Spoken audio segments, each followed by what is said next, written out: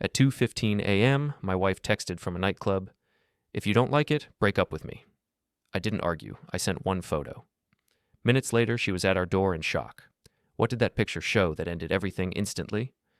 My name is Ethan Cross, and I work the night shift at Riverside Pharmacy on the east side of the city, where the fluorescent lights hum through empty aisles, and the only customers after midnight are insomniacs, third shift workers, and people picking up prescriptions they'd rather no one see them collecting during daylight hours. I've been a pharmacist for 11 years, and before that I spent 4 years in the military working in medical logistics, which taught me that the most important skill in any crisis is not how fast you react, but how carefully you document what you observe, because the truth always lives in the timestamps and the details that people forget to cover when they are lying to your face. My wife Vanessa texted me at exactly 2:15 in the morning on a Friday night, which I know because I checked the timestamp 3 times before I did anything else, and the message read simply,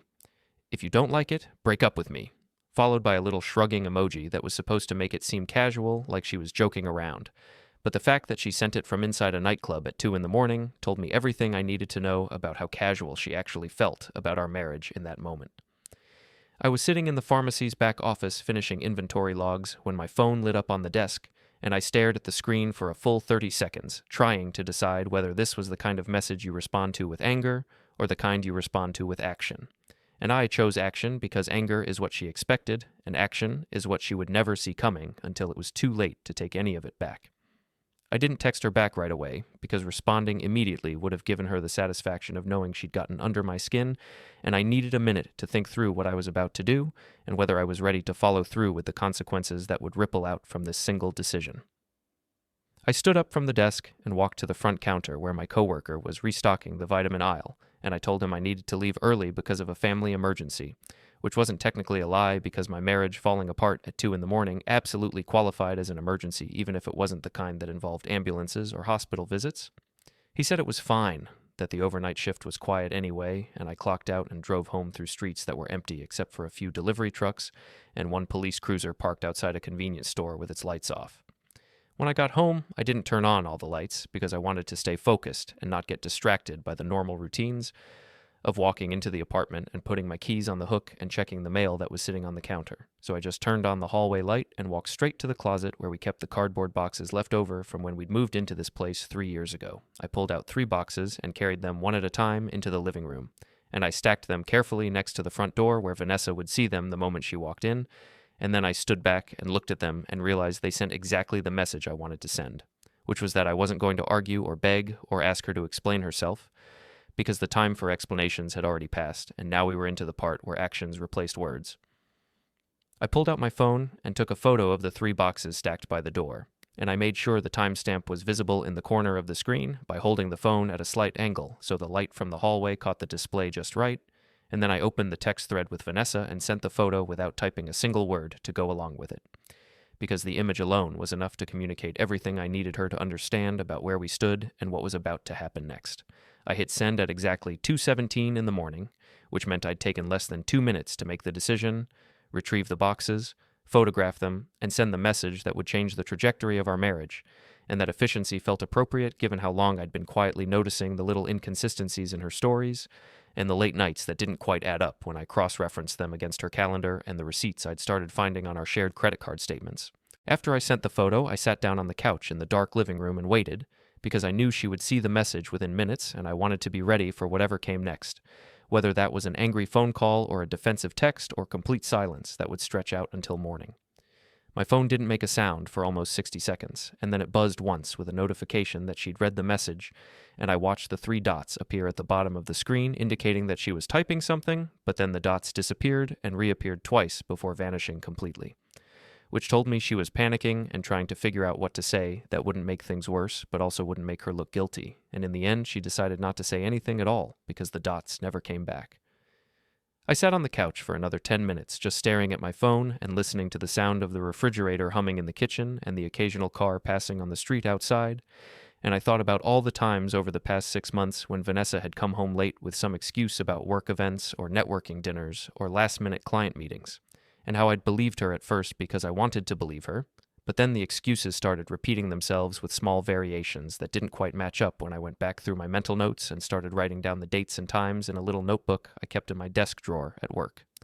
I thought about the way she'd started dressing differently when she went out on weekend nights, putting on outfits that were just a little too polished and expensive looking for someone who claimed she was just meeting up with a girlfriend for drinks, and the way she'd started checking her phone constantly even when we were sitting on the couch together watching television, and the way she'd started password protecting her laptop and her tablet, even though we'd always shared devices without thinking twice about it. At 2:31 in the morning, I heard a key turning in the lock, and I looked up from my phone just as the door swung open and Vanessa stepped into the hallway, and I could see immediately that she was out of breath like she'd been running, or at least walking very fast, and her eyes went straight to the 3 cardboard boxes stacked by the door before they moved to where I was sitting on the couch in the shadows. She didn't say anything at first, just stood there with one hand still on the doorknob and the other clutching her purse against her side,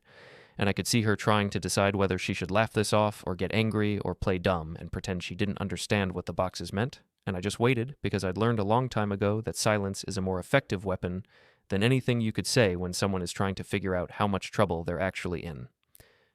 She finally closed the door behind her and took a few steps into the living room, and then she stopped and looked at me and said, "What is this, Ethan?"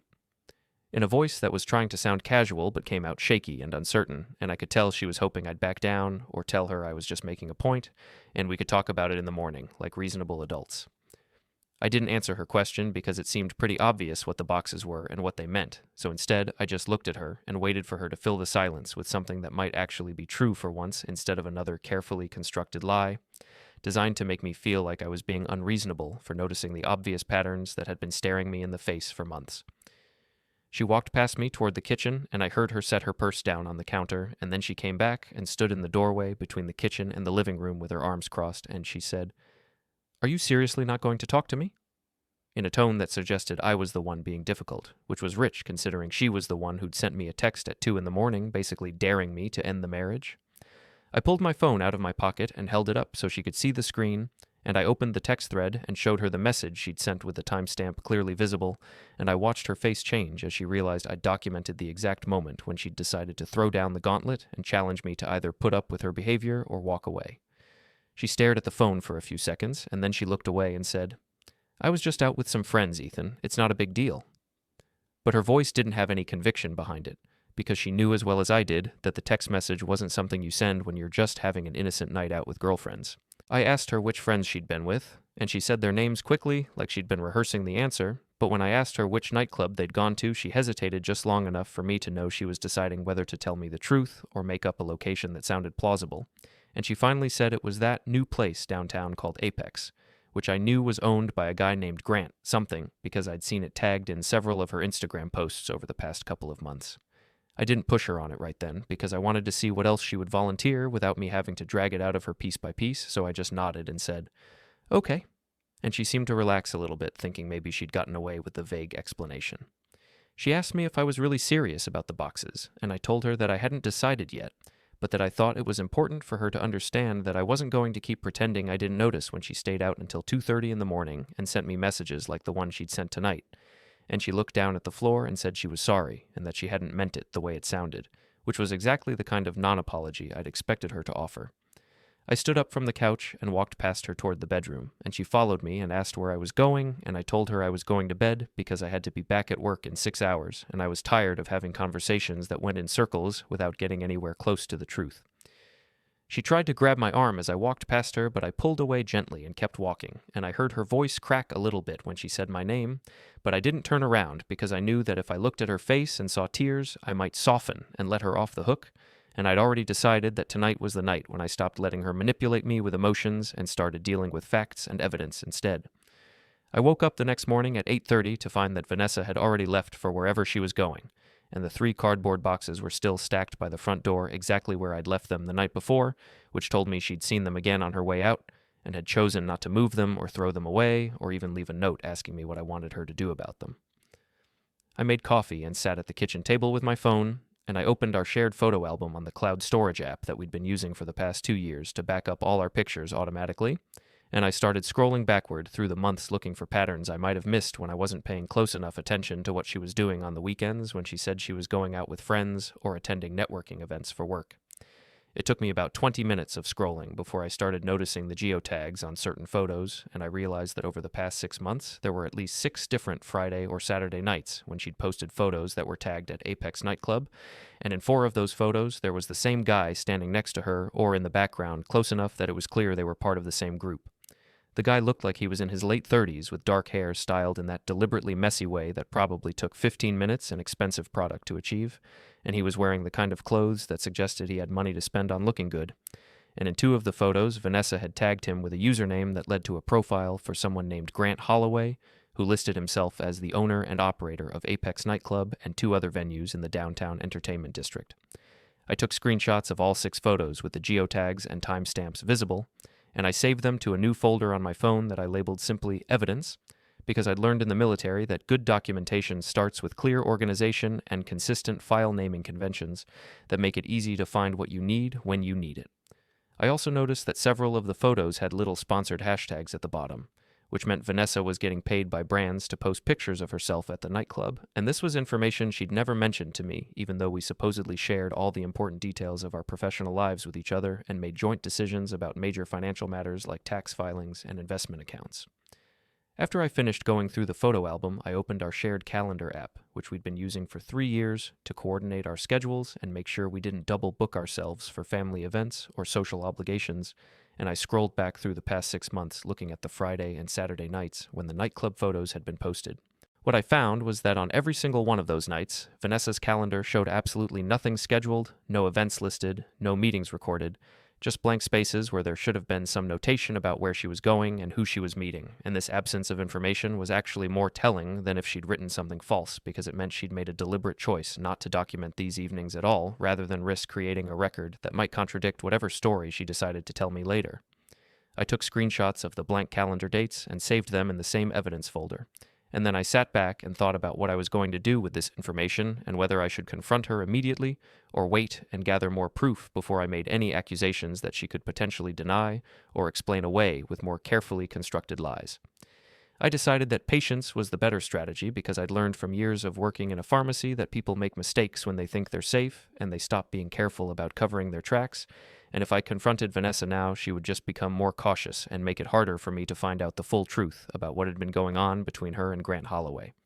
I went to work that afternoon for my regular shift, which started at 2 and ran until 10 at night,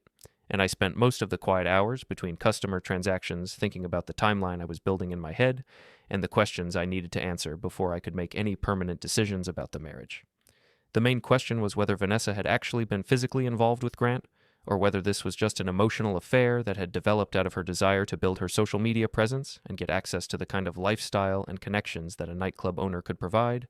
because the answer to that question would determine how I felt about whether there was anything left worth trying to save, or whether the boxes by the door should actually get filled and carried out to her car. Around 7 that evening, my phone buzzed with a text from Vanessa asking if we could talk when I got home from work, and I replied simply that I'd be home around 10:30, and we could talk then if she wanted to, but I didn't add any warmth or reassurance to the message because I wanted her to spend the next 3 hours wondering what I was thinking and what I was planning to do. When I got home at 10:40, she was sitting on the couch with her laptop open and a glass of wine on the coffee table, and she closed the laptop as soon as I walked in and asked me if I wanted to sit down, and I said sure and took the chair across from her rather than sitting next to her on the couch because the physical distance felt appropriate given the emotional distance that had opened up between us over the past 12 hours. She started by saying she wanted to apologize for the text message she'd sent the night before, and she claimed she'd been drinking and wasn't thinking clearly and didn't mean to be so flippant about our relationship, but the apology felt rehearsed, like she'd spent the day practicing what she was going to say to make herself sound reasonable and sympathetic. I asked her to explain where she'd been and who she'd been with, and she said she'd been at Apex with some friends from her marketing network, and she named 3 women I'd met before at various social events, and she said they'd gone out to celebrate one of them getting a promotion at work, which sounded plausible enough, except for the fact that she'd never mentioned this celebration to me beforehand, and hadn't asked if I wanted to come along or even told me about it when she got home. I pulled out my phone and opened the photo album and showed her the screenshots I'd taken of the 6 different nights when she'd posted photos from Apex,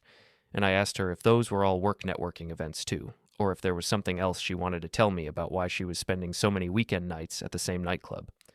She looked at the photos, and her face went a little pale, and she started explaining that Grant Holloway had offered her opportunities to promote various brands at his venues, and that this was part of her strategy to build her influencer portfolio so she could eventually transition from her regular marketing job into full-time content creation, which was a career goal she'd never once mentioned to me in all our conversations about the future and what we wanted to achieve in the next 5 or 10 years. I asked her why she'd never told me about this side business she was apparently running, and she said she didn't think it was a big deal, and that it was just something she was experimenting with to see if it could generate any real income, but the way she said it made me think she'd been deliberately keeping it from me because she knew I'd ask questions about how much time she was spending at these venues and who she was spending that time with. I showed her the calendar screenshots with the blank spaces where she should have recorded these events, and I asked her why she'd made a conscious choice not to document where she was going on those nights. And she didn't have a good answer except to say that she sometimes forgot to update the calendar when she was busy, which was a weak excuse given that she was religious about updating every other aspect of her schedule, including hair appointments and grocery runs and coffee dates with friends. She got defensive at that point and said she felt like I was interrogating her instead of trying to have a conversation, and she accused me of being controlling and paranoid and unable to trust her to have a social life outside of our marriage, which was a classic deflection technique designed to make me feel guilty for asking legitimate questions about behavior that any reasonable person would find suspicious. I told her very calmly that I wasn't trying to control her social life, but I did think it was fair to expect honesty about where she was spending her time and who she was spending it with, especially when that time involved staying out until 2:30 in the morning and sending me text messages that basically challenged me to end the relationship if I didn't like what she was doing.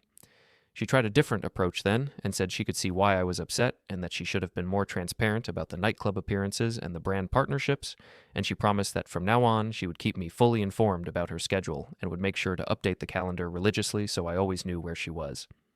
I asked her about Grant Holloway specifically and what her relationship with him was beyond the business arrangement of promoting brands at his venues, and she hesitated for just a fraction of a second too long before saying that he was just a business contact and that they'd developed a friendly working relationship, but that there was nothing romantic or inappropriate happening between them, and that hesitation told me everything I needed to know about whether she was telling me the whole truth or just the parts she thought I'd be willing to accept. I asked her directly if she'd ever been to Grant's home or if he'd ever been to our apartment when I wasn't here,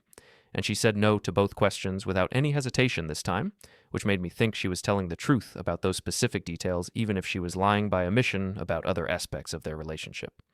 I decided not to push any harder that night because I could see she was getting more defensive and less likely to volunteer any additional information, so I told her I appreciated her explaining the situation, but that I needed some time to think about everything and figure out how I felt about the fact that she'd been keeping such a significant part of her life hidden from me for months.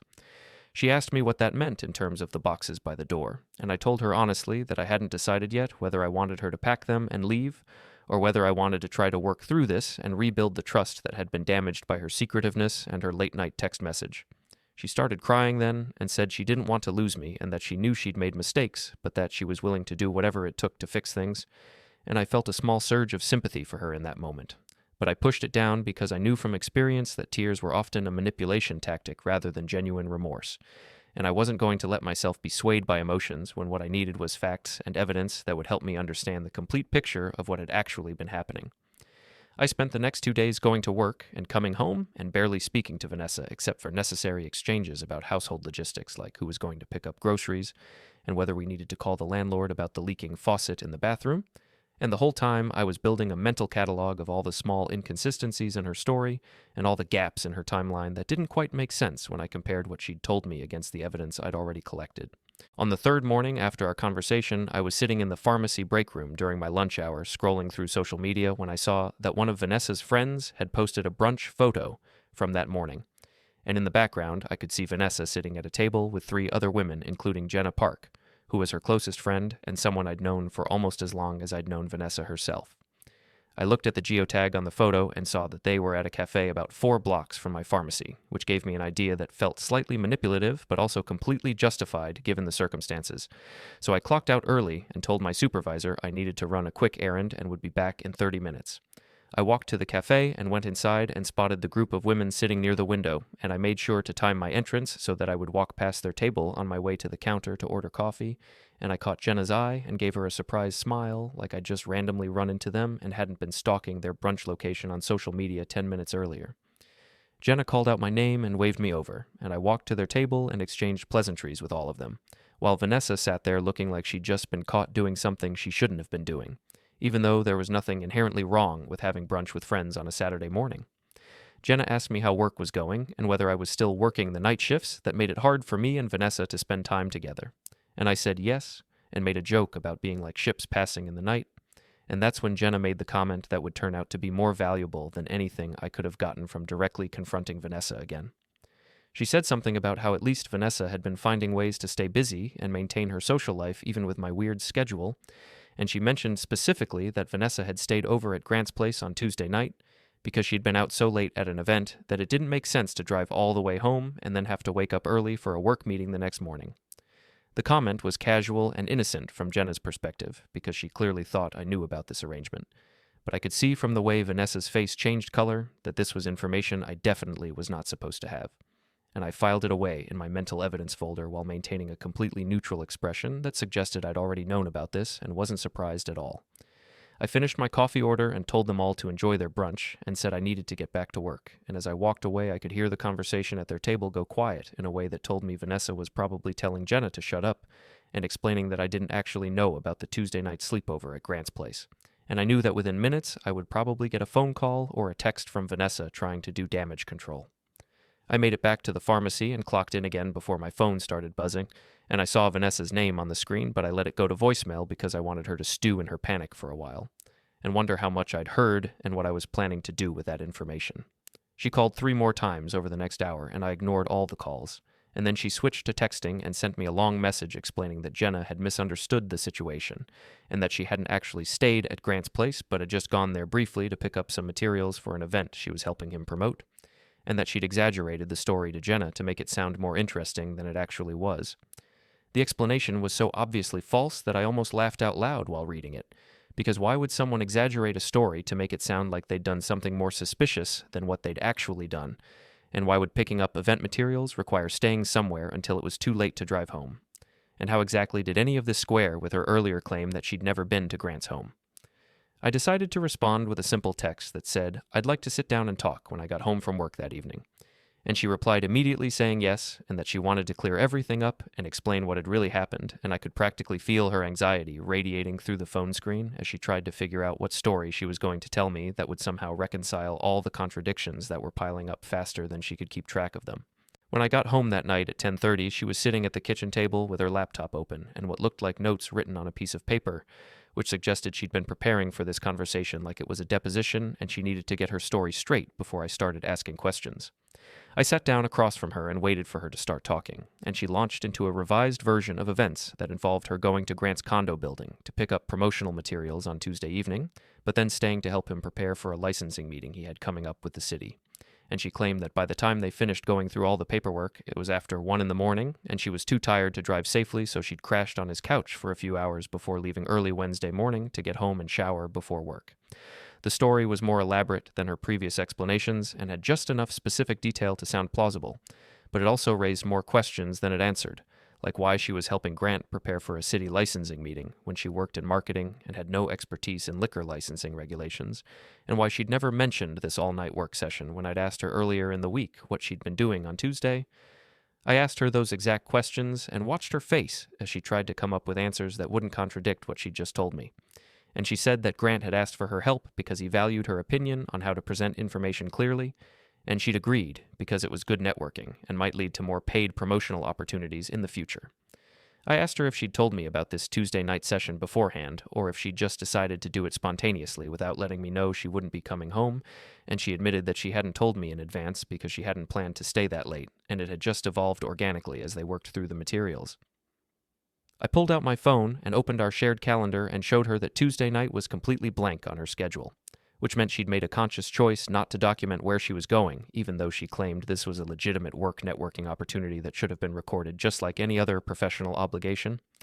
She looked at the calendar and said she must have forgotten to add it because she'd been rushing out the door that evening, but I reminded her that she'd claimed the session had gone past 1 a.m, which meant she'd had multiple hours during which she could have sent me a text or updated the calendar to let me know she wouldn't be home, and the fact that she'd chosen not to communicate with me at all suggested this wasn't an innocent oversight, but a deliberate decision to keep me in the dark. She started crying at that point and said she could see why I was suspicious and that she'd handled everything badly. But she insisted again that nothing physical or romantic had happened with Grant, and that their relationship was purely professional, even if she hadn't been as transparent about it as she should have been. I asked her why Jenna thought she'd stayed over at Grant's place if all she'd done was crash on his couch for a few hours,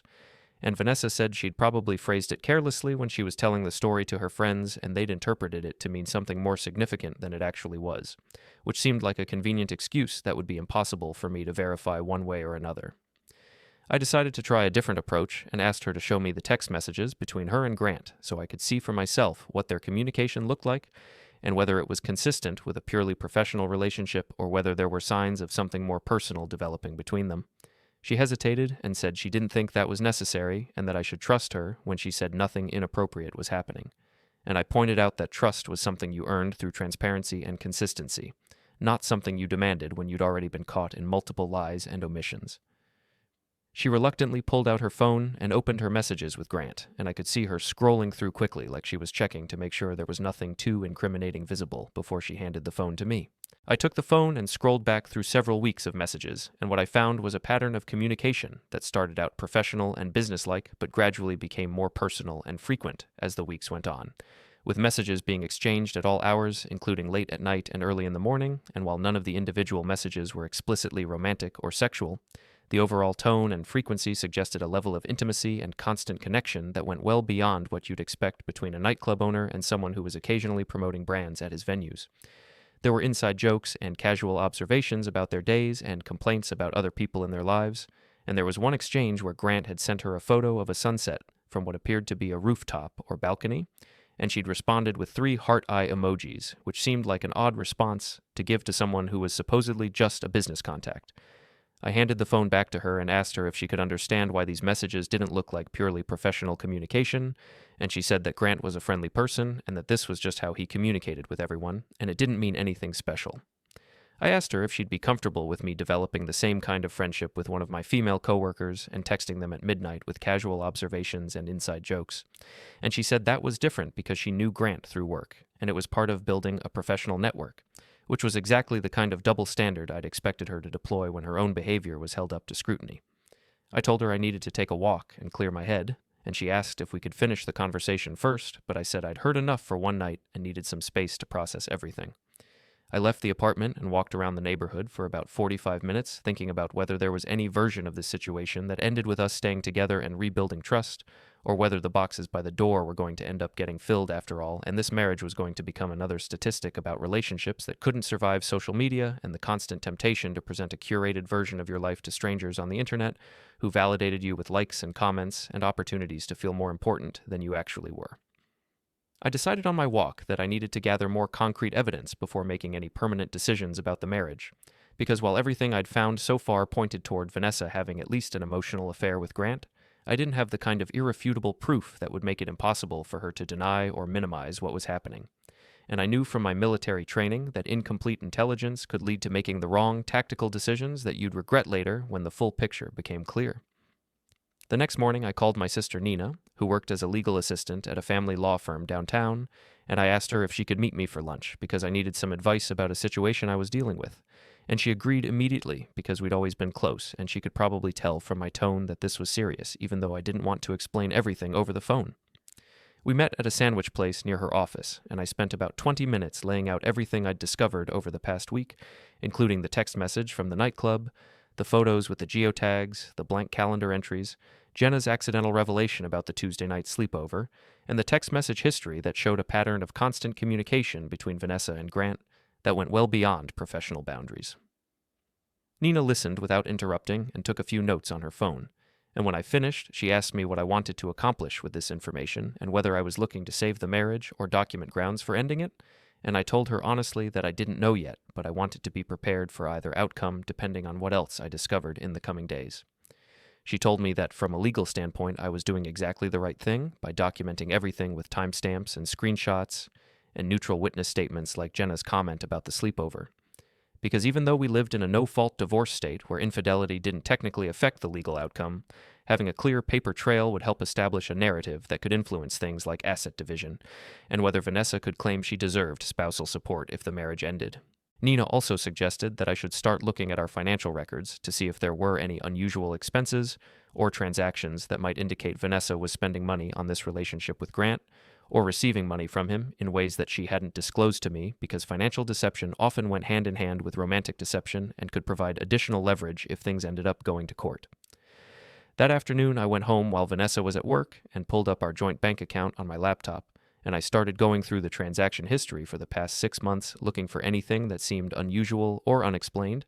and it didn't take long before I found a pattern of rideshare charges that appeared on weekend nights around the same times when Vanessa had posted photos from Apex Nightclub. What made these charges significant was that they were all for trips that ended at an address I didn't immediately recognize, and when I plugged that address into a map search, I discovered it was a luxury condo building in the downtown area about 3 blocks from where the nightclub was located, and a little more digging through property records showed that one of the units in that building was owned by Grant Holloway. I took screenshots of all the rideshare receipts and saved them in my evidence folder, along with a screenshot of the property records showing Grant's ownership of the condo unit, and I created a simple spreadsheet that showed the date of each rideshare trip, the time it was taken, the destination address, and the corresponding Instagram posts that Vanessa had made from the nightclub that same evening. The pattern was undeniable once I laid it out in this format, because it showed that on at least 4 different occasions over the past 3 months, Vanessa had gone to Apex Nightclub and then taken a rideshare to Grant's condo building in the early morning hours, and she'd paid for these trips using our joint account, which meant she either didn't think I'd noticed the charges or didn't care whether I noticed because she assumed I wouldn't bother to investigate where the trips were going. I sat there staring at the spreadsheet for a long time, trying to decide what to do with this information, and I knew that confronting Vanessa with it would probably lead to another round of explanations and excuses and claims that she'd just gone to his place to continue working on promotional materials or to attend after-parties with groups of people, but I also knew that showing her this evidence would let her know exactly how much I'd uncovered and would give her the opportunity to start covering her tracks more carefully going forward. I decided that before I confronted her, I needed one more piece of evidence that would be harder for her to explain away.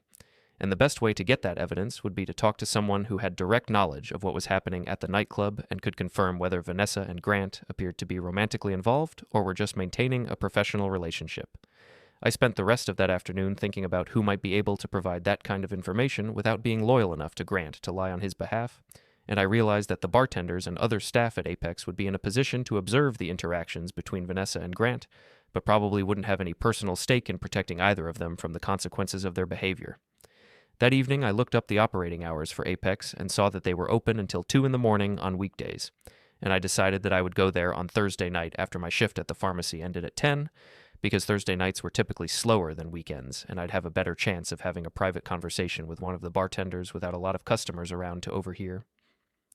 On Thursday night, I finished my shift and drove downtown to the nightclub, and I parked on the street about a block away and walked to the entrance where a bored-looking bouncer checked my ID and waved me inside without much interest.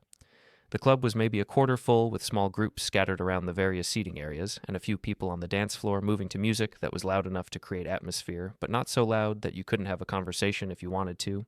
And I walked up to the bar and took a seat on one of the stools and waited for the bartender to come over and ask me what I wanted to drink. The bartender was a guy in his mid-20s with dark hair and sleeve tattoos on both arms, and his name tag said Leo, which gave me something to call him when I needed to get his attention later in the conversation. I ordered a beer, and when he brought it over, I struck up a casual conversation about how long he'd been working at the club and whether he enjoyed working for Grant. And Leo seemed happy to chat because it was a slow night, and he probably appreciated having something to do besides wiping down the bar and checking his phone. After a few minutes of small talk, I mentioned that my wife had been coming to the club pretty regularly over the past few months to do some promotional work for brands, and I said her name was Vanessa and asked if he remembered seeing her around. Leo's expression changed slightly when I mentioned Vanessa's name, and he said yeah, he knew who she was because she'd been in quite a few times and usually sat in the VIP section with Grant and some other people, and I could tell from the way he said it that he was being careful not to volunteer too much information because he probably sensed that I was fishing for something specific. I asked him if he happened to know whether Vanessa had made any reservations for the VIP section herself, or if those were always arranged through Grant, and Leo said he'd have to check the reservation system to be sure, but he thought most of them were under Grant's name, and I told him I'd really appreciate it if he could check because I was trying to sort out some billing issues with the promotional work Vanessa had been doing. He seemed to accept that explanation and pulled out a tablet from under the bar and tapped through a few screens, and then he showed me a list of VIP reservations from the past 3 months, and I could see that there were 6 different dates when reservations had been made under Grant's name with a note that said, Guest Vanessa C. in the system. Leo read off the dates for me, and I wrote them down on my phone as if I were comparing them to invoices or receipts, But what I was actually doing was confirming that these dates matched up with the Instagram posts and rideshare charges I'd already documented, which would create an even stronger pattern of evidence showing that Vanessa had been spending significant amounts of time with Grant in settings that were supposed to be professional but looked increasingly personal the more I investigated. I thanked Leo for his help and finished my beer and left a generous tip. And as I was getting up to leave, I noticed movement in the upper level of the club and saw someone who looked like Grant standing at the railing looking down at the main floor. And even from that distance, I could tell he was watching me and probably trying to figure out who I was and why I was talking to his bartender. I walked out of the club and got in my car and drove home. And I wasn't surprised when about 15 minutes later my phone buzzed with a text from Vanessa asking where I was and saying she'd tried calling the pharmacy and they'd told her I'd left at 10, which was over an hour ago. I texted back that I'd stopped to get gas and run some errands and would be home soon, and she responded immediately asking what errands I was running at 11 o'clock at night, and I could tell from the tone of her message that Grant had probably already contacted her to let her know I'd been at the club asking questions. When I got home, she was waiting up for me sitting on the couch with her arms crossed, and she asked me directly if I'd been at Apex tonight, and I said yes because there was no point in lying about something she already knew, and she demanded to know why I was going to her work venues and interrogating the staff like I was some kind of private investigator. I told her very calmly that I wasn't interrogating anyone, but rather confirming some information about the promotional work she'd been doing, and I asked her why she was so defensive about me visiting a public nightclub and having a conversation with a bartender, and she said it was because I was clearly trying to dig up dirt on her and make her look bad, instead of trusting her when she said nothing inappropriate was happening. I pulled out my phone and showed her the spreadsheet I'd created with the rideshare charges and the destination addresses, and I watched her face go pale as she realized I'd traced her movements to Grant's condo building on multiple occasions, and I asked her if she wanted to revise her earlier claim that she'd never been to his home. She stared at the spreadsheet for a long moment, and then she said she'd been there a few times for after-parties or to drop off materials, but that it was always in a group setting and nothing had happened between her and Grant. And I asked her why these rideshare trips were always happening at 1 or 2 in the morning after the nightclub had closed if they were just innocent business meetings, and she didn't have a good answer except to say that Grant kept irregular hours because of the nature of his business, and that was when he was available to meet. I told Vanessa that I was done listening to explanations that didn't make sense and stories that changed every time I uncovered a new piece of evidence, and I said that I needed her to understand I wasn't going to keep having the same circular conversation where she admitted to slightly more than what I'd already proven while still maintaining that nothing inappropriate had happened between her and Grant. She started crying again and said she didn't know what else she could tell me that would make me believe her, and I responded that maybe the problem wasn't what she was telling me, but rather the fact that everything she'd told me so far had turned out to be either a partial truth or an outright lie, and that I'd reached the point where I couldn't trust anything she said unless I could verify it independently through evidence that didn't depend on her version of events. She asked me what I wanted her to do to prove that she was telling the truth, and I told her that, for starters, she could show me her phone and let me look through all her messages with Grant, without her screening them first or scrolling past anything she didn't want me to see, and she hesitated for just long enough that I knew there were messages she definitely didn't want me reading, and then she said she felt like I was violating her privacy and treating her like a criminal instead of trying to work through this problem together like married couples were supposed to do.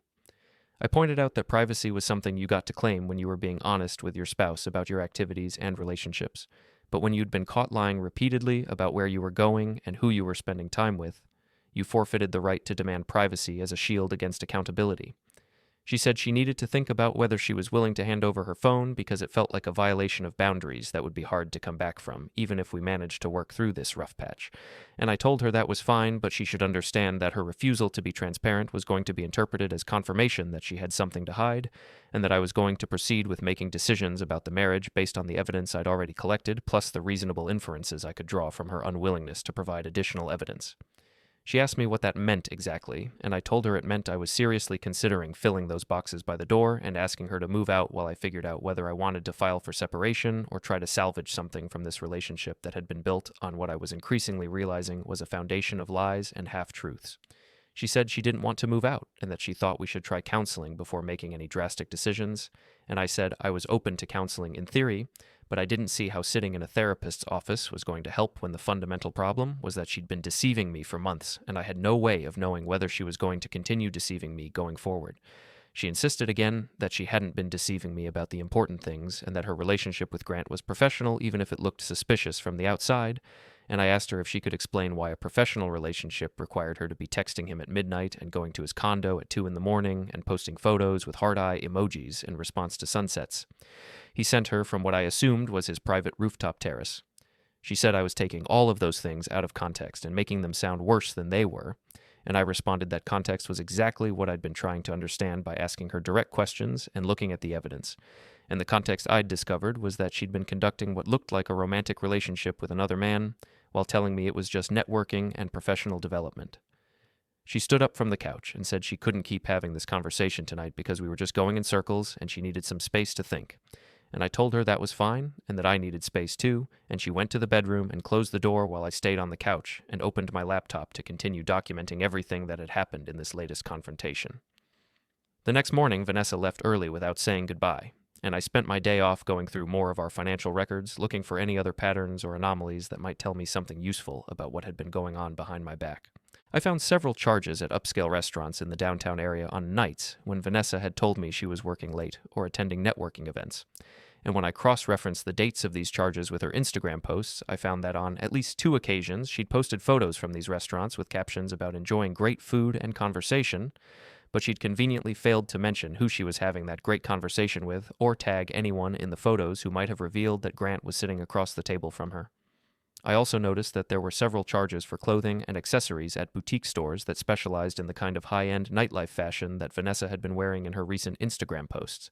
And while there was nothing inherently wrong with her buying new clothes, the timing and frequency of these purchases suggested she was investing significant money in maintaining an appearance that would help her fit into Grant's world of nightclub owners and influencers and people who measured their worth by how many followers they had and how exclusive the venues were that they could get into. I calculated that she'd spent almost $3,000 over the past 4 months on clothing and accessories and beauty treatments that were all presumably connected to her nightclub appearances and promotional work, and I wondered whether she'd actually been making enough money from the brand partnerships to justify that level of investment, or whether this was really just about maintaining access to Grant and the lifestyle he represented. That afternoon, I called Nina again and asked her if she thought I had enough evidence to proceed with a formal separation filing,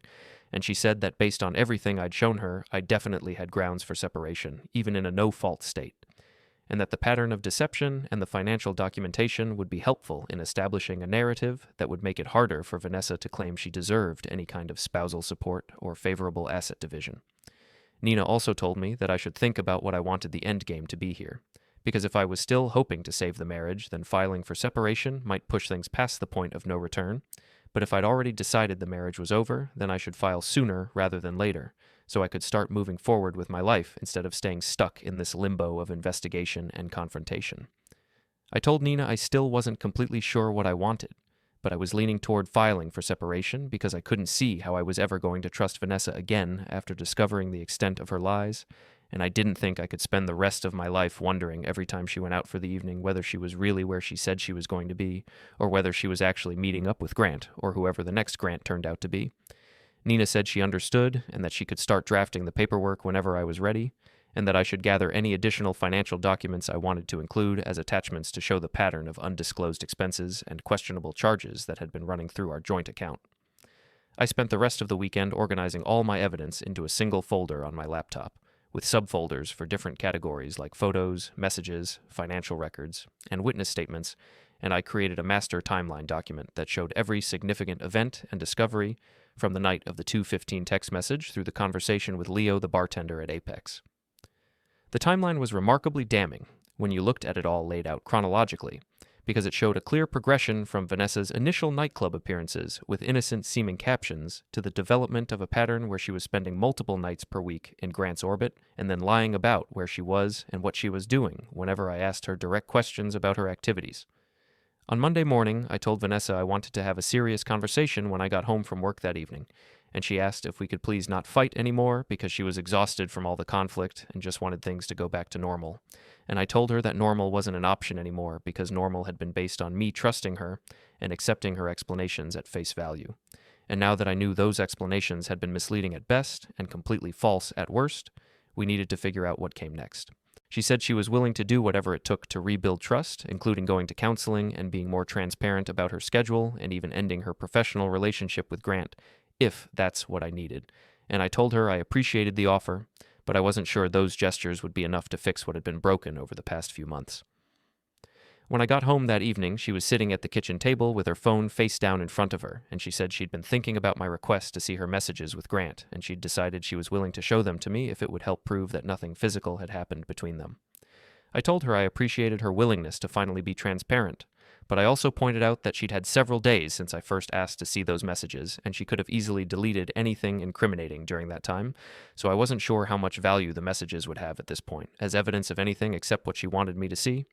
She looked hurt by that comment and said she hadn't deleted anything because she had nothing to hide, and she unlocked her phone and handed it to me and told me to look through whatever I wanted, and I'd see that all the messages were exactly what she'd been telling me they were. Just professional communication with occasional personal touches that came from working closely with someone on multiple projects. I took the phone and started scrolling through the message history with Grant, and while she was technically correct that none of the individual messages were explicitly sexual or romantic, the overall pattern of communication showed a level of emotional intimacy that went well beyond professional collaboration, with constant check-ins about how each other's days were going, and inside jokes about people they both knew, and late-night exchanges where they were clearly the last people each other was talking to before going to sleep. I found one exchange that was particularly telling, where Grant had sent her a message around midnight, saying he was having trouble sleeping because he couldn't stop thinking about something they'd discussed earlier that evening, and Vanessa had responded asking what he was thinking about, and he'd said he was thinking about how much he enjoyed spending time with her and how she made him feel like he could be himself without having to maintain the persona he usually wore when he was running the club and dealing with all the business pressures that came with his position. Vanessa had responded with a message saying she felt the same way and that she valued their connection and felt like he understood her in ways that other people in her life didn't, and while neither of them had explicitly said they were having an affair or wanted to have an affair, the emotional subtext of that exchange was obvious to anyone who read it with even a minimal level of awareness about how emotional affairs developed and progressed. I handed the phone back to Vanessa and asked her if she could honestly tell me that the exchange I just read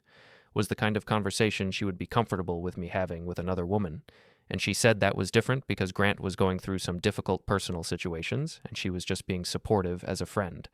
And I pointed out that being supportive as a friend didn't usually involve telling someone they understood you better than your own spouse did.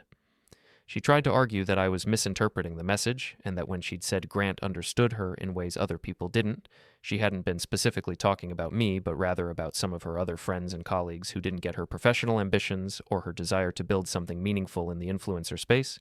but the deflection was so transparent that I didn't even bother responding to it, because we both knew exactly what she'd meant when she wrote that message to Grant at midnight while I was at work, filling prescriptions and trusting that my wife was home doing whatever normal married people did with their evenings. I asked her how many times she'd gone to Grant's condo over the past few months, and she said she didn't remember exactly, but probably 4 or 5 times, which matched up with the rideshare receipts I'd found, but also suggested there might have been other occasions when she'd driven herself or gotten a ride from someone else and therefore hadn't left a digital trail I could track. I asked her what happened during those visits to his condo, and she gave me a vague answer about working on promotional materials and discussing strategy for upcoming events, and sometimes just hanging out and talking because they'd developed a friendship alongside their professional relationship, and I asked her specifically whether they'd ever kissed or been physically intimate in any way, and she looked me directly in the eyes and said no, they hadn't, and that she would never cheat on me like that because she still loved me and valued our marriage even if she'd made mistakes in terms of not being transparent about the time she was spending with Grant. I wanted to believe her when she said that, because it would have made everything simpler to know that this was just an emotional affair that had gotten out of hand rather than a full physical betrayal.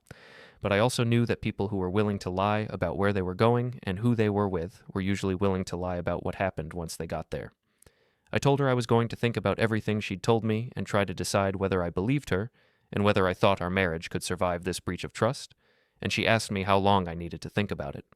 because the uncertainty was killing her, and she needed to know whether she should start looking for a new place to live or whether we were going to try to work through this together.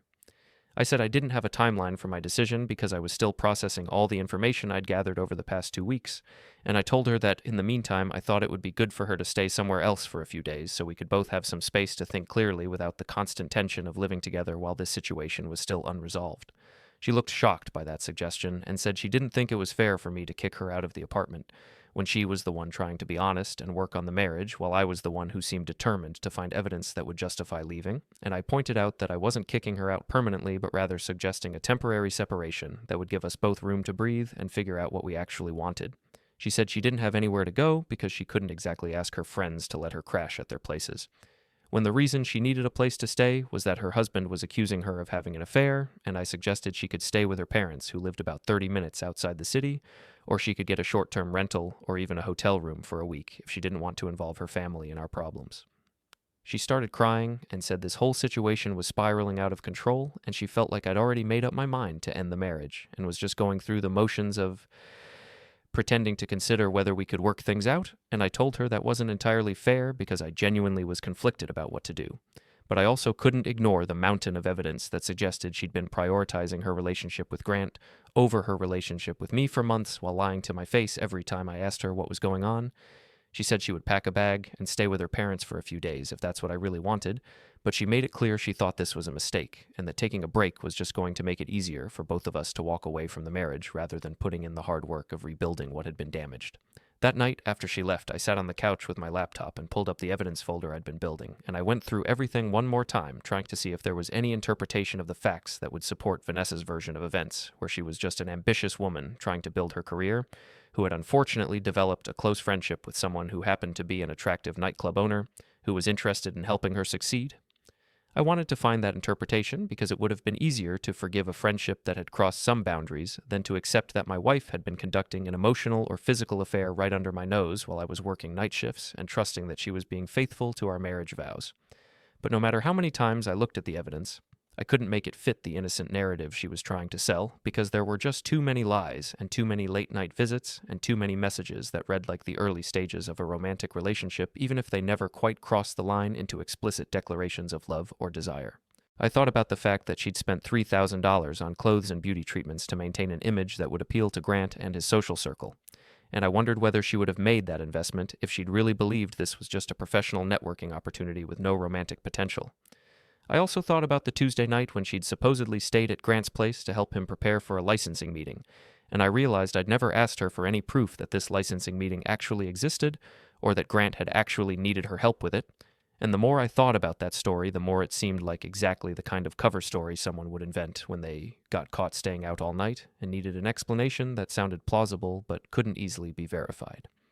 I made a note to myself to look into whether Grant had any licensing meetings with the city during that time period, because if I could prove that part of her story was false, then it would undermine her credibility on everything else she'd told me.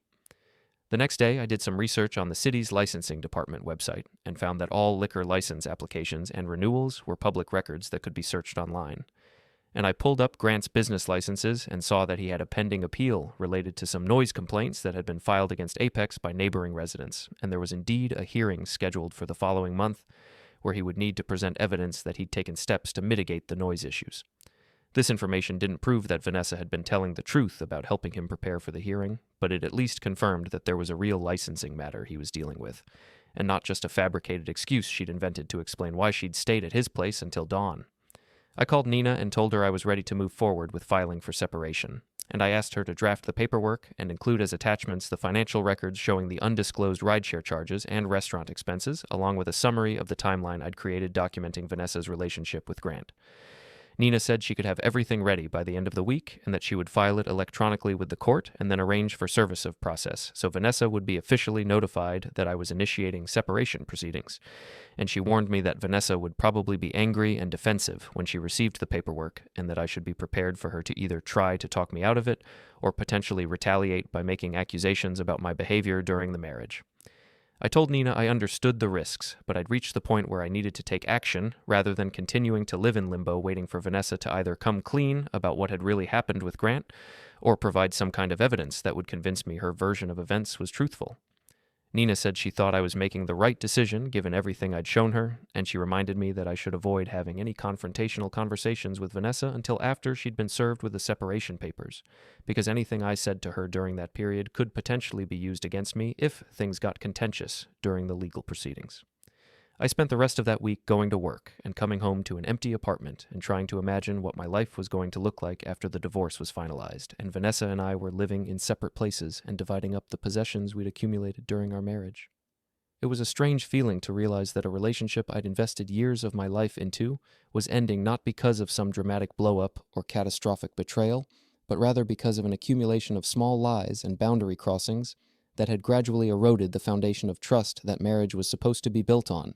and I wondered whether Vanessa would look back on this period and feel regret for throwing away what we'd had together, or whether she'd convince herself that I was the one who'd overreacted and destroyed the marriage by refusing to accept her explanations. On Friday afternoon, Nina called to tell me she'd filed the separation papers electronically and that Vanessa would be served by certified mail within the next few days, and she reminded me that once Vanessa received the papers, she would have 10 days to respond and could potentially contest the separation or file counterclaims about my behavior during the marriage. I thanked Nina for handling everything so efficiently, and I asked her what I should expect in terms of Vanessa's reaction when she found out I'd actually followed through with filing rather than just threatening to do so as a negotiating tactic. And Nina said, based on her experience with similar cases, Vanessa would probably go through several stages, starting with shock and denial, then anger and blame, then possibly bargaining, where she tried to convince me to withdraw the filing, and finally either acceptance or escalation, depending on how she chose to respond to the reality that the marriage was ending. That weekend, I tried to prepare myself mentally for the confrontation that was inevitably coming once Vanessa received the separation papers, and I reviewed all my evidence one more time to make sure I had clear answers, ready for any questions she might ask, or accusations she might make about why I was taking such a drastic step. I also thought about whether there was any scenario where she could say or do something that would make me change my mind about the separation, and I realized that the only thing that would actually make a difference at this point would be if she came completely clean about everything that had happened with Grant, including any physical intimacy they'd shared, and even then, I wasn't sure whether full honesty would be enough to rebuild the trust that had been destroyed by months of lying and deception. On Monday morning, I was at work when I got a text from Vanessa saying she'd received some paperwork from a law firm and asking me if I knew what it was about, and I could tell from the deliberately casual tone of her message that she knew exactly what the paperwork was but was hoping I would tell her it was all a misunderstanding. I replied to Vanessa's text with a simple message saying that we should talk about the paperwork when I got home from work that evening, and I deliberately kept my response brief and emotionless because I didn't want to get drawn into a text conversation where she would try to manipulate me into feeling guilty about filing for separation before I'd had a chance to explain my reasoning face to face. She responded immediately, asking if I was really serious about this and whether I understood that filing legal papers meant we were moving past the point where we could just work things out through conversation and counseling, and I told her yes, I understood exactly what it meant and that I'd made the decision after careful consideration of all the evidence I'd gathered about her relationship with Grant over the past several months. She sent back a long paragraph about how she couldn't believe I was throwing away our marriage without even giving her a real chance to prove that she'd been telling the truth about nothing physical happening with Grant. And she said she felt ambushed by the legal filing because she'd thought we were still in the process of talking things through and figuring out whether we could rebuild trust. I didn't respond to that message because there was nothing I could say over text that would make the situation any clearer than it already was, and I knew that any attempt to justify my decision would just turn into another circular argument, where she claimed I was being unreasonable and I pointed out all the lies she'd told, and we both ended up more frustrated than when we started. The rest of my shift at the pharmacy dragged on interminably because I kept checking my phone expecting more angry messages from Vanessa, but after that initial exchange, she went silent, which was somehow more unsettling than if she'd continued to bombard me with texts demanding explanations and making accusations. When I finally got home around 10:30 that night, she was sitting at the kitchen table with the separation papers spread out in front of her, and her laptop open to what appeared to be a document she'd been drafting, and I could see from her red eyes and the crumpled tissues scattered around the table that she'd been crying for most of the evening. She looked up when I walked in and asked me in a surprisingly calm voice whether I'd actually meant everything that was written in the separation filing or whether this was just a tactic to scare her into being more honest about her relationship with Grant, and I told her that every word in that document was accurate and represented my genuine belief about what had been happening in our marriage over the past few months.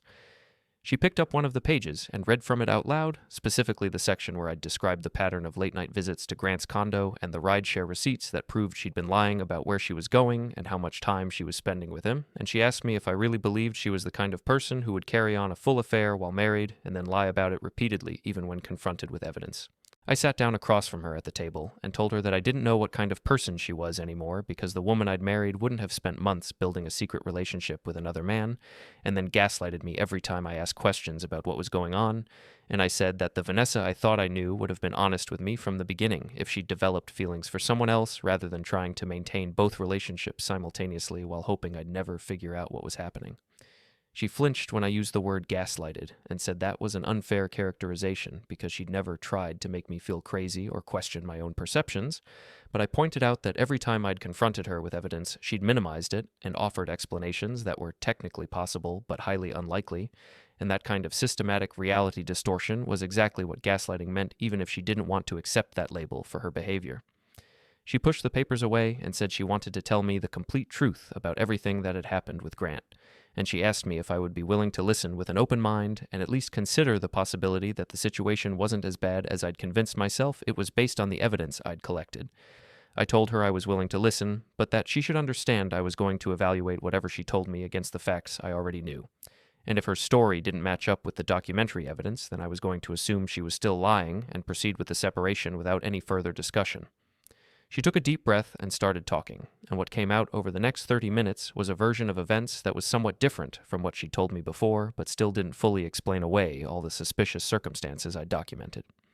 She said that her relationship with Grant had started out purely professional when he'd approached her about doing some promotional work at Apex, but over time they'd developed a genuine friendship, because they had similar entrepreneurial mindsets and both understood what it was like to be ambitious and constantly trying to build something meaningful in a world where most people were content to just coast through life without taking risks or pursuing their passions. She admitted that she'd probably gotten too emotionally invested in that friendship and had crossed some boundaries in terms of how much time she was spending with Grant and how intimate their conversations had become, but she insisted that they'd never kissed or had any kind of sexual contact and that the late-night visits to his condo had really been about working on promotional materials and discussing business strategy even if the timing and circumstances made it look like something more was happening. She said the reason she'd lied to me about where she was going and how much time she was spending with Grant was because she knew I wouldn't approve of the friendship and would probably ask her to end it, and she'd been afraid that if she told me the truth, I would make her choose between our marriage and her professional ambitions, and she'd convinced herself that keeping the relationship secret was better than risking that ultimatum. I listened to her entire explanation without interrupting, and when she finished, I asked her if she could understand why, from my perspective, it looked like she'd been having at least an emotional affair and possibly a physical one, given that she'd been sneaking around behind my back and lying about her activities and spending significant amounts of money on clothes and beauty treatments that seemed designed to make herself more attractive to Grant. She said she could see how it looked that way, but that her internal experience of the situation had been different, and she felt like I was punishing her for having a close friendship with someone who happened to be male and happened to be involved in her professional development. I told her that the problem wasn't the gender of her friend or the fact that he was helping her professionally, but rather the secrecy and the lies and the constant choosing to spend time with him instead of me and the emotional intimacy that was clearly visible in their text messages, even if they'd never physically acted on those feelings. She asked me if there was anything she could do at this point to convince me to withdraw the separation filing and give her a chance to prove that she could be trustworthy going forward, and I told her honestly that I didn't think there was anything she could say or do that would fully restore my trust because the damage had been done over a period of months and couldn't be undone with a single conversation or gesture. She started crying again and said she couldn't believe I was really going to throw away everything we'd built together over a friendship that I was misinterpreting as something more serious than it actually was. And I responded that I wasn't the one who'd thrown away our marriage, but rather she was the one who'd made the choice to prioritize her relationship with Grant over her relationship with me and then lied about it repeatedly when given multiple opportunities to come clean. She said that wasn't fair because she'd been trying to protect both relationships and hadn't realized how much damage the secrecy was doing until it was too late to repair. And I told her that was exactly the problem, because if she'd been honest from the beginning, we could have had a conversation about boundaries and expectations and maybe found a way to make it work. But now that months of lies had been exposed, I couldn't believe anything she said without independent verification. She asked me what would happen next with the separation process, and I explained that she had 10 days to respond to the filing and could either accept the terms I'd proposed or contest them and potentially drag things out into a longer legal battle that would be expensive and emotionally draining for both of us. She said she didn't want to contest the separation because she didn't have the money to hire a lawyer and fight me in court, but she hoped I would at least agree to a fair division of assets and wouldn't try to punish her financially for the mistakes she'd made in the marriage. I told her that I wasn't interested in punishing her and that I'd proposed what I thought was a reasonable split of our savings and possessions, but I also pointed out that she'd spent thousands of dollars on clothes and nightclub expenses over the past few months using our joint account, and that I expected her to acknowledge that spending in the asset division. She looked surprised that I'd calculated exactly how much she'd spent on her nightclub appearances and wardrobe upgrades, and she asked me if I'd been tracking every single expense she made and building some kind of case file against her, and I told her that yes, I had been documenting everything once I realized she was lying to me because I'd learned from my military experience that the best way to protect yourself in a complicated situation was to maintain clear records that couldn't be disputed later. She said that felt creepy and controlling, and I said it was neither of those things, but rather a reasonable response to discovering that my spouse had been systematically deceiving me about significant aspects of her life and her relationships. We sat there in silence for a few minutes after that exchange, and I could see her trying to process the fact that I'd been building an evidence file for weeks without telling her, and that I'd been several steps ahead of her throughout this entire confrontation. She finally asked me if I'd already made up my mind about going through with the separation, or if there was still some small chance I might change my mind, and I told her that unless she had some piece of information that would completely change my understanding of what had been happening with Grant, I was committed to moving forward with ending the marriage. She said there was one more thing she needed to tell me, and based on the way her voice changed when she said it, I knew this was going to be something significant that she'd been holding back during all our previous conversations. She told me that about 2 months ago, Grant had told her he had feelings for her that went beyond friendship, and that he'd said he was willing to wait for her to figure out what she wanted, but that he hoped she would consider leaving me and giving a relationship with him a real chance.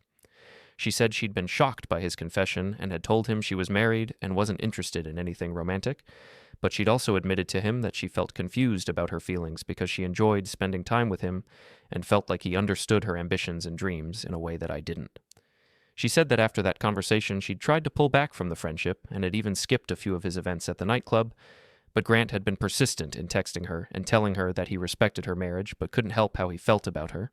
and eventually she'd started going back to Apex because she'd missed the excitement and the sense of possibility that came from being around him. I sat there processing what Vanessa had just told me about Grant confessing his feelings 2 months ago,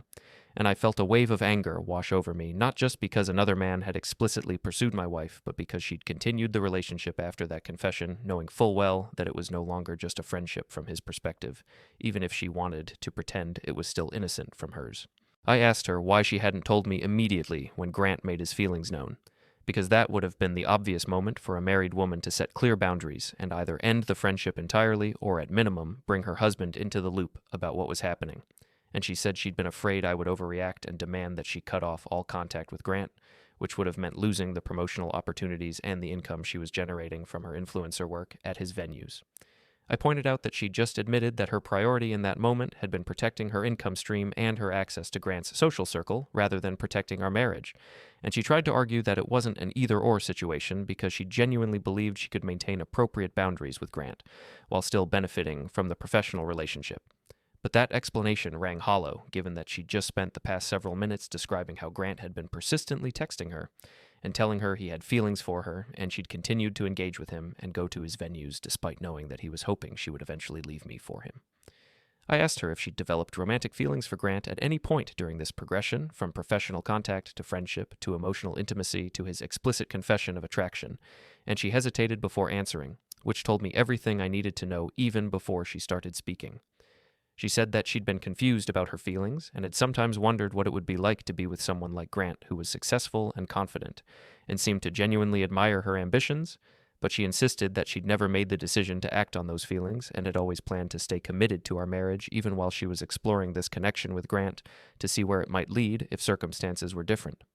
I told her that what she was describing was literally the definition of an emotional affair, which was when you developed romantic feelings for someone outside your marriage and maintained an intimate relationship with them, while telling yourself it wasn't really cheating because you hadn't crossed any physical boundaries, and she said she didn't think the label mattered as much as the question of whether I could forgive her for the mistakes she'd made and whether we could find a way to move forward together. I responded that the label absolutely did matter because it determined how I thought about what had happened and what kind of betrayal I was dealing with, and hearing her admit that she'd developed feelings for Grant and had consciously maintained a relationship with him after he'd confessed his attraction to her made it impossible for me to see this situation as just a friendship that had gotten a little too close, or a professional relationship that had crossed some minor boundaries. She asked me what I wanted from her at this point, and I told her that honestly I didn't know if there was anything she could give me that would change the outcome because the trust had been so thoroughly destroyed that I couldn't imagine ever feeling secure in the relationship again.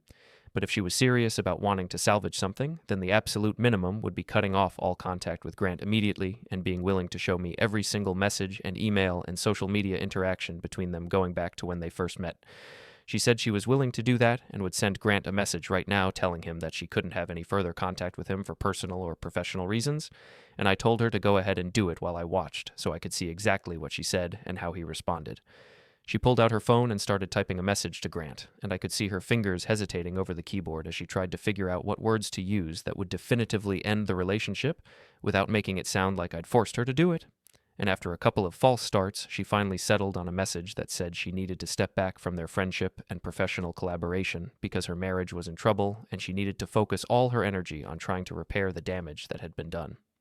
She showed me the message before sending it, and I told her it needed to be more explicit about the fact that she was ending all contact and wouldn't be responding to any future messages from him, so she revised it to say that she was asking him to respect her decision and not try to contact her going forward because she needed space to work on her marriage. She sent the message, and we both watched the screen, waiting to see if Grant would respond immediately, and after about 3 minutes the typing indicator appeared, and then a message came through saying that he understood and respected her decision, but wanted her to know that he cared about her and hoped she'd be happy regardless of what she decided to do with her life.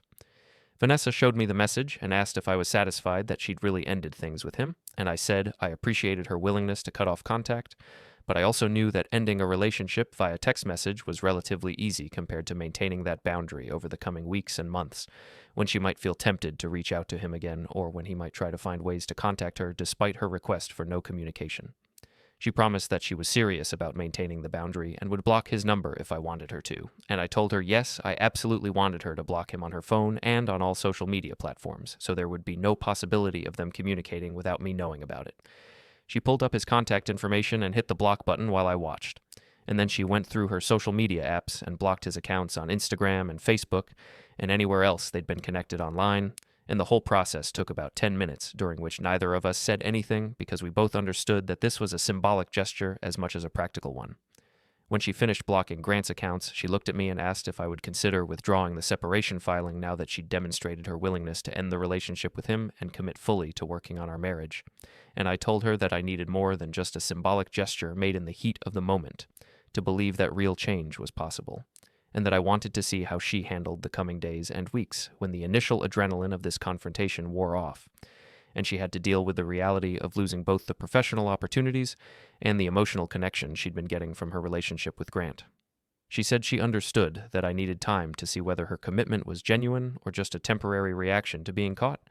but she asked me if I would at least be willing to postpone the separation proceedings for 30 days while we tried counseling, and she proved that she could be trustworthy. And I told her I would think about it but wasn't making any promises because I'd already invested significant emotional energy into deciding to move forward with ending the marriage, and it felt dangerous to pull back from that decision before I was certain it was the wrong path. We talked for another hour about logistics and practical matters like whether she should continue staying with her parents or come back to the apartment while we figured things out, and I told her that I thought some continued physical distance would be helpful for both of us to get clarity about what we actually wanted, rather than falling back into old patterns just because it was comfortable and familiar. She agreed reluctantly and said she would stay with her parents for at least another week, and we could have regular phone conversations and maybe meet for dinner a couple of times to talk about how counseling was going and whether we were making any progress toward rebuilding trust. Before she left that night, I asked her one more direct question, which was whether she and Grant had ever been physically intimate in any way, including kissing or touching or anything else that would constitute a physical betrayal on top of the emotional affair she'd already admitted to. And she looked me in the eyes and said, no, they had never crossed that line, and she could swear on anything I wanted her to swear on that the relationship had been entirely emotional, even though she understood that didn't make it much better from my perspective. I told her I wanted to believe her about that because it would make the situation marginally less painful to know that she'd at least maintained that one boundary. But I also reminded her that she'd lied to me repeatedly over the past few months about smaller things, and I had no way of independently verifying what she was telling me now about the physical aspects of the relationship. She said she understood my skepticism, but all she could do was tell me the truth and hope that eventually I would come to believe her once I saw that her story remained consistent over time and didn't change when confronted with new evidence or different lines of questioning. I told her that consistency would certainly help, but it wasn't the same as proof, and that part of what made this situation so difficult was that I'd never be able to know with absolute certainty what had really happened during all those late-night visits to Grant's condo or during the hours when she was at the nightclub and I was at work trusting that she was where she said she was and doing what she said she was doing. After Vanessa left to drive back to her parents' house, I sat alone in the apartment thinking about whether I'd made a mistake by even entertaining the possibility of reconciliation, because part of me knew that the smart move was to follow through with the separation and force a clean break, rather than dragging things out with counseling and gradual trust building that might ultimately fail anyway after I'd invested more months of emotional energy into a relationship that was fundamentally damaged. But another part of me recognized that I'd loved this woman enough to marry her and build a life with her, and that maybe I owed it to both of us to at least explore whether the marriage could be saved before I completely gave up on it. I called Nina the next morning and told her about the conversation with Vanessa and the fact that she'd agreed to cut off all contact with Grant and was asking me to postpone the separation proceedings for 30 days while we tried counseling. And I asked Nina for her professional opinion about whether I was being naive to consider that option or whether it was a reasonable approach given the circumstances. Nina said that from a purely legal standpoint, there was no downside to postponing the separation for a month because the filing had already been made and I could always reactivate it if things didn't work out. But she warned me that from an emotional standpoint, I needed to be careful not to let Vanessa manipulate me into staying in the marriage out of guilt or false hope if my gut was telling me that the trust could never be fully rebuilt. I told Nina I appreciated her advice and would think carefully about what my gut was actually telling me versus what I wanted to believe because I was afraid of being alone or starting over at this stage of my life. And she said that was exactly the right question to be asking myself because a lot of people stayed in damaged marriages not because they genuinely believed the relationship could be saved, but because the alternative seemed too difficult or scary to contemplate. We agreed that I would check back in with her in a couple of weeks after I'd had some time to see how Vanessa handled the aftermath of cutting off contact with Grant, and whether her behavior suggested genuine remorse and commitment to change or just temporary compliance with my demands. That afternoon, I started researching marriage counselors in the area and looking for someone who specialized in infidelity and betrayal recovery, because I knew that regular couples counseling probably wouldn't be equipped to deal with the specific dynamics of what we were facing.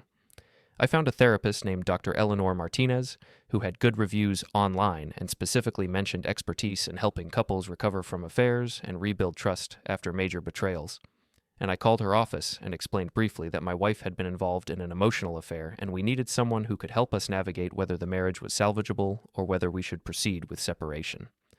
The receptionist scheduled an intake appointment for both of us the following week, and I sent the appointment details to Vanessa along with a message saying I was willing to postpone the legal proceedings for 30 days on the condition that she attend every counseling session and be completely transparent about any contact or attempted contact from Grant during that period.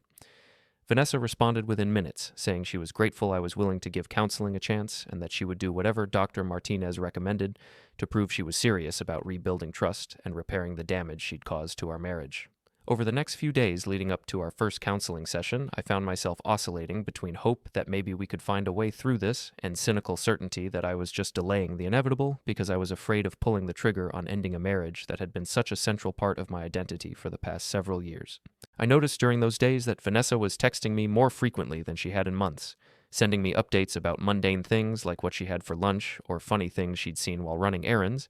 and I realized she was trying to re-establish the kind of casual communication we used to have before everything fell apart. But the texts felt forced and performative, like she was checking items off a list of behaviors that were supposed to demonstrate her commitment rather than genuinely wanting to share her day with me. I responded to most of her messages with brief acknowledgments because I didn't want to be cruel or completely shut her out, but I also didn't want to pretend that everything was fine or that her attempts at normalcy were erasing the months of lies and deception that had led us to this point.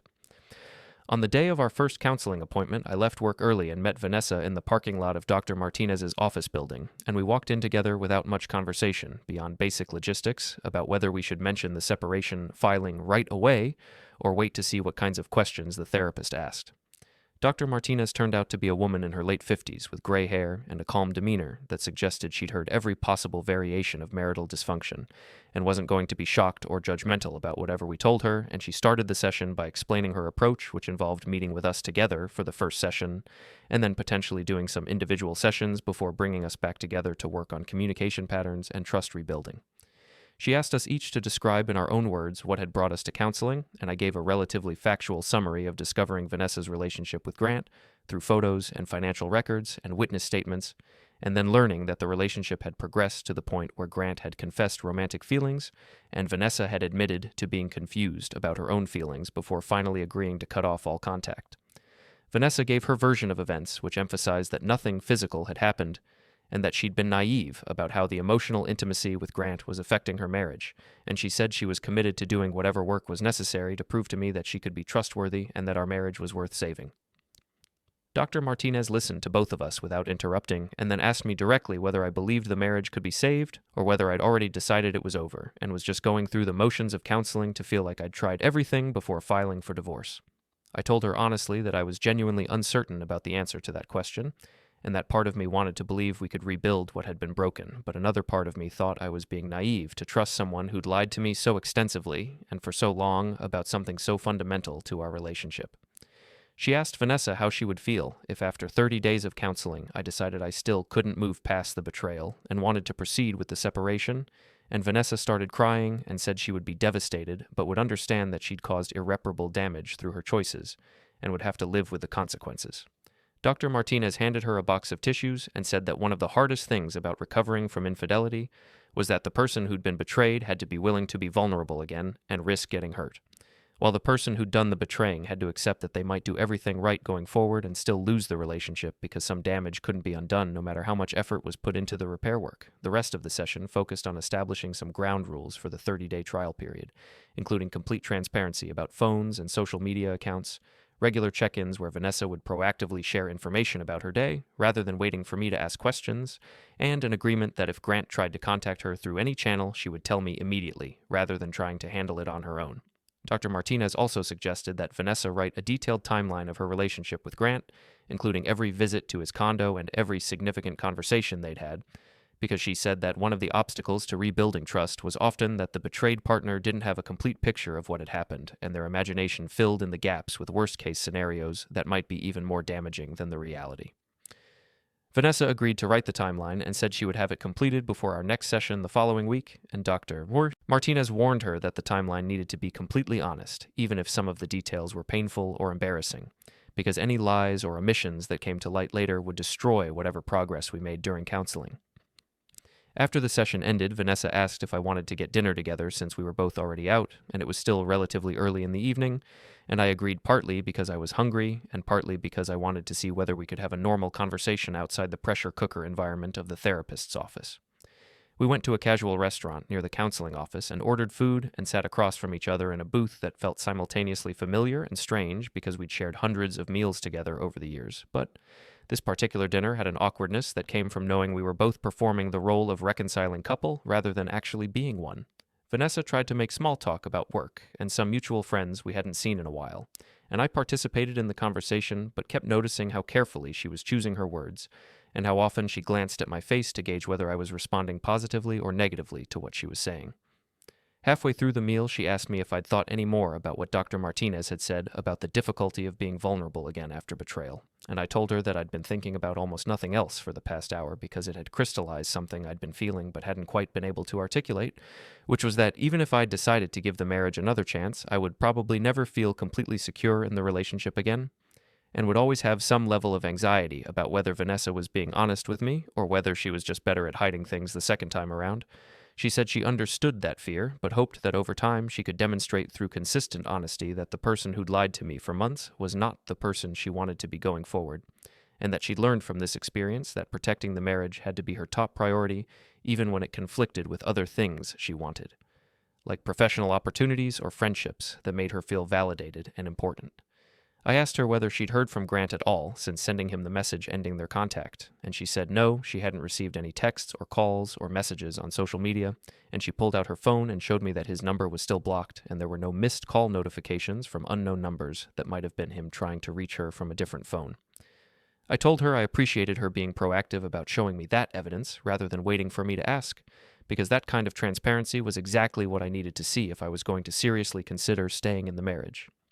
She said she'd been thinking a lot about what had attracted her to Grant in the first place, and she'd realized that a big part of it was that he'd made her feel like she was interesting and ambitious and capable of achieving things that seemed out of reach in her regular life, whereas in our marriage she'd started to feel like we'd fallen into comfortable routines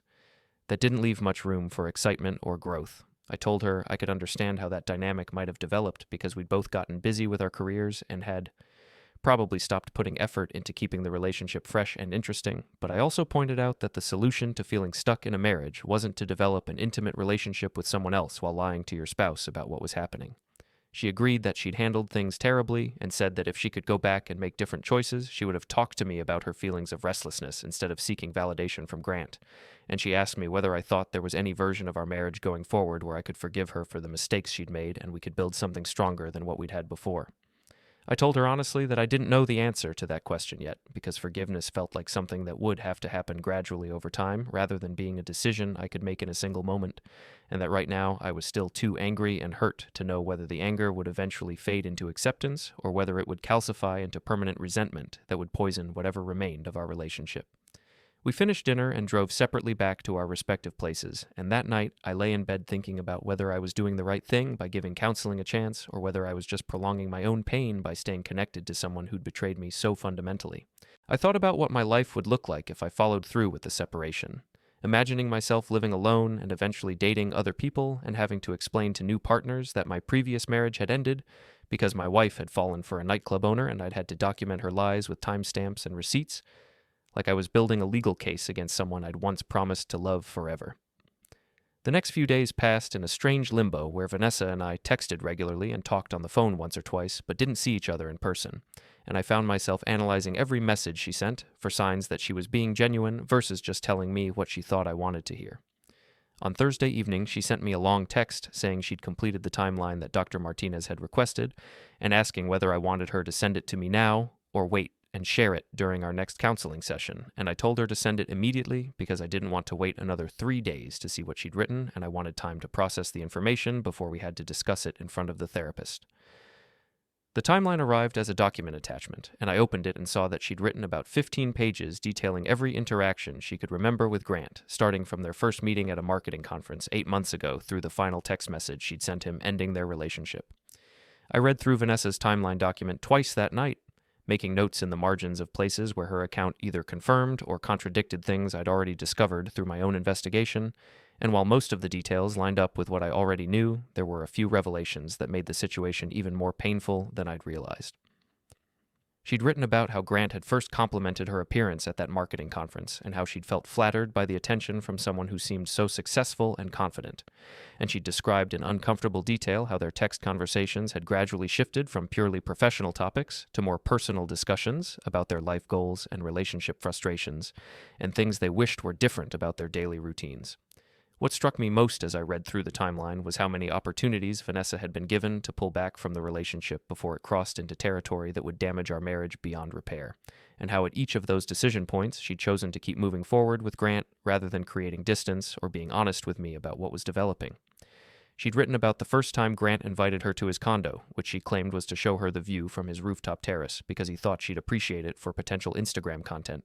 and she'd admitted that even in that moment she'd known it was inappropriate to go to a man's home late at night without telling her husband, but she'd rationalized it by saying they were just colleagues working on promotional opportunities.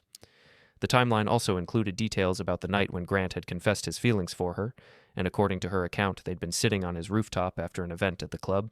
and he'd told her that spending time with her had made him realize how lonely he'd been, despite his outward success, and that he felt like she was the first person in years who'd seen him as something more than just the nightclub owner who could provide access to exclusive venues and VIP treatment. She'd written that she'd been touched by his vulnerability and had told him she cared about him too, but was married and couldn't pursue anything romantic, and he'd responded by saying he understood, but couldn't help hoping that someday circumstances might be different and they could explore what a relationship between them might look like. Reading that exchange made me physically ill because it confirmed that Vanessa had been actively considering a future with Grant, even while she was coming home to me and pretending everything was normal, and the fact that she'd characterized his confession as vulnerable and touching rather than recognizing it as completely inappropriate given that she was married suggested she'd been more emotionally invested in him than she'd previously admitted. I also noticed that her timeline showed at least 2 occasions after Grant's confession where she'd still gone to his condo late at night, which contradicted her earlier claim that she'd tried to pull back from the friendship once it became clear he had romantic feelings for her. The next morning, I sent Vanessa a message saying I'd read the entire timeline and had some questions about specific entries that didn't match up with what she'd told me before, and I asked if she could come to the apartment that evening so we could go through the document together before our next counseling session. She responded immediately saying she could come over around 7 and that she was nervous about my reaction, but understood I would probably be upset by some of the details she'd included because writing everything down had made her realize how many poor decisions she'd made in succession, When she arrived that evening, I had the timeline printed out with several passages highlighted in yellow where I'd found inconsistencies or revelations that seemed significant, and I asked her to walk me through each of those highlighted sections and explain either why her timeline differed from what she'd told me previously, or why she'd thought certain details weren't important enough to mention during our earlier conversations. She sat on the couch, and I sat in the chair across from her with the document between us like it was evidence being presented at a trial, and she looked exhausted and defeated in a way that would have made me feel sympathetic if I hadn't been so angry about the contents of what she'd written. I started with the passage about Grant's rooftop confession and asked her why she'd gone back to his condo multiple times after that conversation if she truly wanted to maintain appropriate boundaries, and she said that Grant had been texting her saying he respected her decision but hoped they could still be friends and continue their professional collaboration, and she'd convinced herself that she could manage the situation without things escalating further. I pointed out that accepting repeated invitations to visit someone's home late at night after they'd told you they had romantic feelings for you was not managing the situation, but rather actively encouraging it. And she admitted that I was right, and that she'd been lying to herself about her motivations, because part of her had liked the attention and the feeling of being desired by someone who seemed so different from the life she'd been living with me. I asked her about one specific entry in the timeline where she'd mentioned staying at Grant's place until almost 4 a.m, and I wanted to know what they'd been doing for all those hours, and whether she expected me to believe they'd really just been talking about promotional strategies and looking at marketing materials. She said they had been mostly talking, but that the conversations had become very personal and intimate with both of them, sharing things about their childhoods and their fears and their dreams that they claimed they'd never told anyone else. And she admitted that at some point during that night Grant had put his hand on hers, and she hadn't pulled away immediately because she'd been caught up in the emotional intensity of the moment. I asked her what happened after he put his hand on hers, and she said that after a few seconds she'd realized what was happening and had pulled her hand back and told him they couldn't do that because she was married, and he'd apologized and said he'd gotten carried away by the connection they were sharing but would try to be more careful about respecting boundaries. I asked her why that incident hadn't been a clear signal that she needed to end the friendship entirely rather than continuing to spend time alone with him, and she said she hadn't wanted to lose the professional opportunities and the validation she was getting from being part of his social circle, and she'd thought she could maintain control over the situation if she just stayed vigilant about not letting things progress any further physically. The conversation went on for more than 2 hours as we worked through each highlighted passage in the timeline, and by the end of it, I felt even more disillusioned than I had before reading the document, because every clarification she provided just revealed another layer of deception and rationalization that she'd been using to justify continuing a relationship that should have ended months earlier. I told her that I appreciated her willingness to write such a detailed timeline and to answer my questions honestly about the parts that seemed most problematic, but I also needed her to understand that reading this document had made it harder rather than easier for me to imagine staying in the marriage because it showed just how many conscious choices she'd made to prioritize her connection with Grant over her commitment to me. She started crying and said she knew the timeline made her look terrible, but she'd tried to be completely honest because Dr. Martinez had said that was the only way we could potentially rebuild trust, and she asked me if there was anything she could do at this point to prove that she genuinely regretted her choices and wanted to spend the rest of her life making it up to me. I told her that the problem wasn't whether she regretted her choices now, but rather that she'd made so many choices in succession that demonstrated a fundamental lack of respect for our marriage, and I wasn't sure whether that pattern of disrespect could be unlearned or whether it was just part of who she was and would inevitably resurface in some other form, even if we managed to get past this particular betrayal. We sat in heavy silence for several minutes after that exchange, and I could see her trying to think of something to say that would change my mind, or at least make me feel less hopeless about our prospects for reconciliation, but eventually she just said she understood why I felt the way I did, and she didn't blame me for being skeptical about whether real change was possible. I walked her to the door, and we stood in the hallway for a moment, and she asked me if I was going to continue with a 30-day counseling trial, or if reading the timeline had convinced me that separation was the only realistic option. I told her I needed a few days to think about it, but that I would let her know before our next scheduled session with Dr. Martinez whether I wanted to continue or whether I thought we should just proceed with finalizing the separation.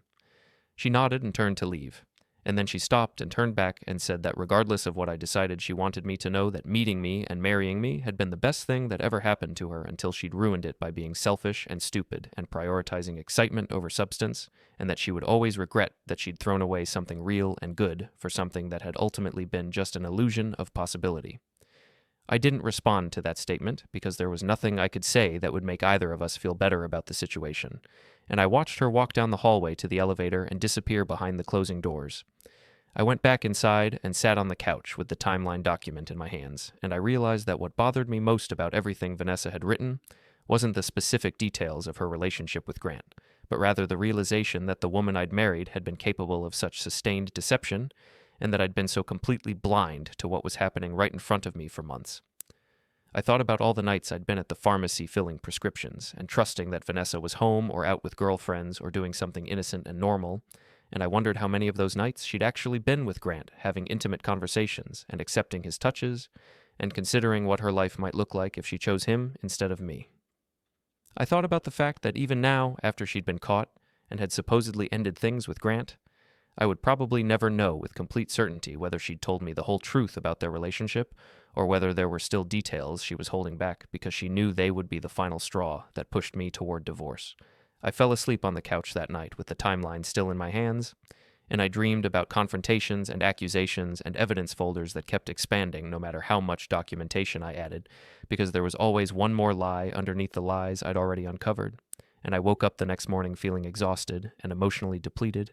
and still no closer to knowing whether I should fight for this marriage or let it go.